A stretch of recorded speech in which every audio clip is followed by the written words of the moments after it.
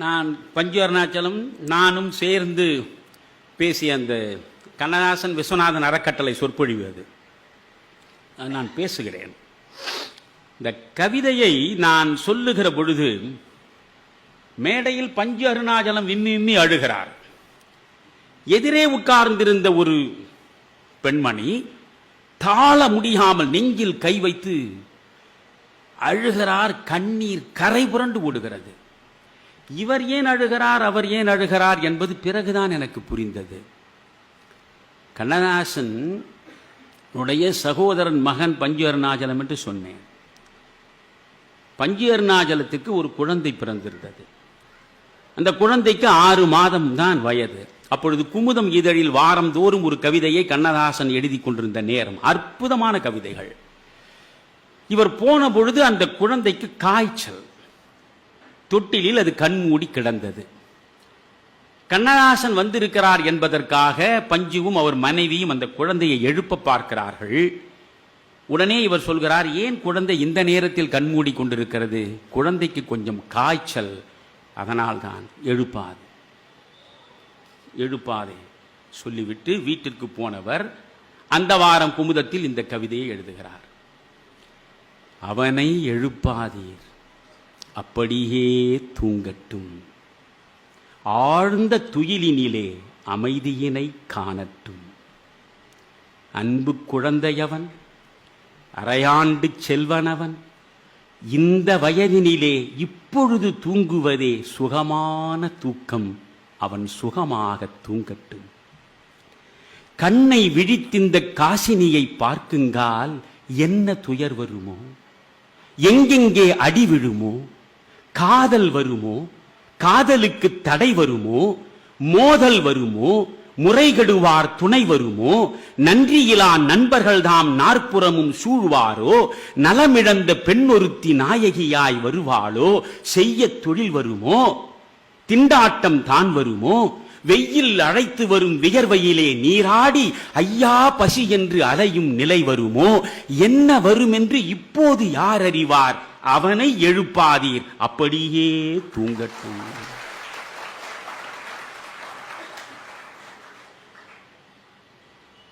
எப்படிப்பட்ட கவிதை தெரியுமா அது உங்களுக்கு?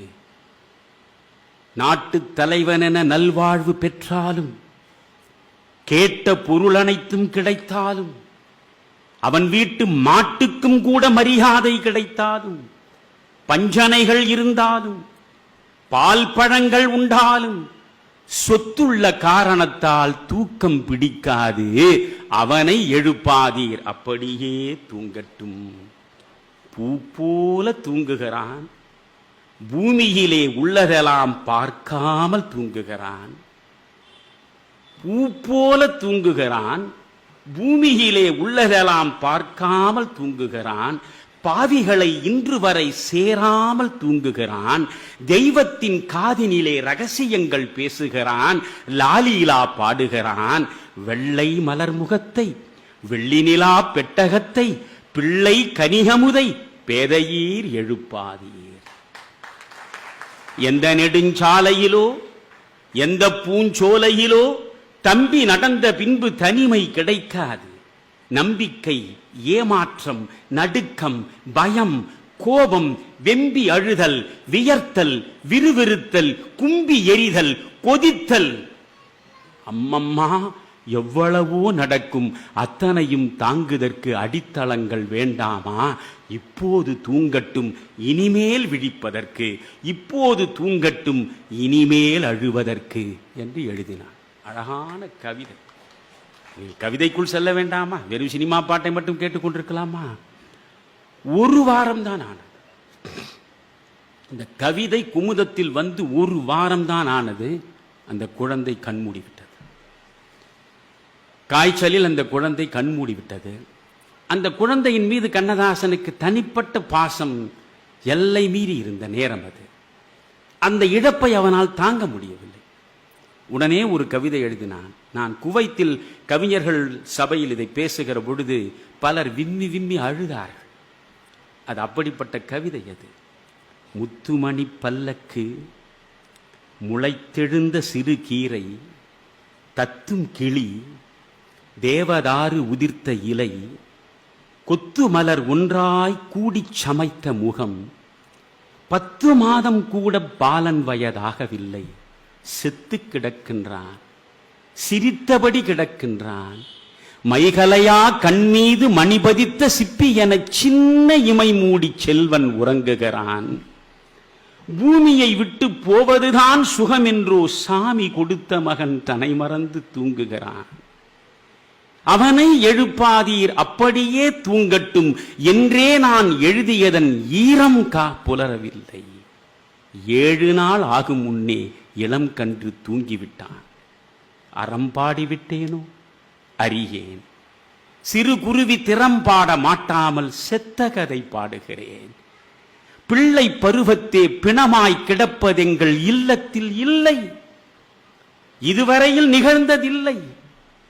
தாத்தா என்றே என்னை தழுவ பிறந்த மகன் பூத்தார் போல் பூத்து பொழுதில் உதிர்ந்து விட்டான். 100 வயதானவர்கள் நோய் நொடி இல்லாதிருக்க பால்வடியும் பொன்னிதழை காலன் பறித்து விட்டான். கூற்றுவனுக்கென்ன குணக்கேடோ யான் அறியேன். மக்கள் தொகையும் வருங்கால சூழ்நிலையும் தக்க இடம் நமக்கு தாராதோ என்றெஞ்சி சிக்கென்று கைச்சிறையில் சிரிக்கும் இளம் பூந்தோட்டம் பக்கென்று வானில் பறந்தோடி விட்டதம்மா. பிஞ்சு மகன் போனான், பெரியவர்கள் வாழுகிறோம். மிஞ்சுவது யாதோ, விளைவதுதான் எவ்விதியோ. சஞ்சலமே அந்த தனி கருணை கண்ணனிடம் நாமும் பரப்பவர்தான் நாளையோ மறுதினமோ. என்ன பாட்டு! என்ன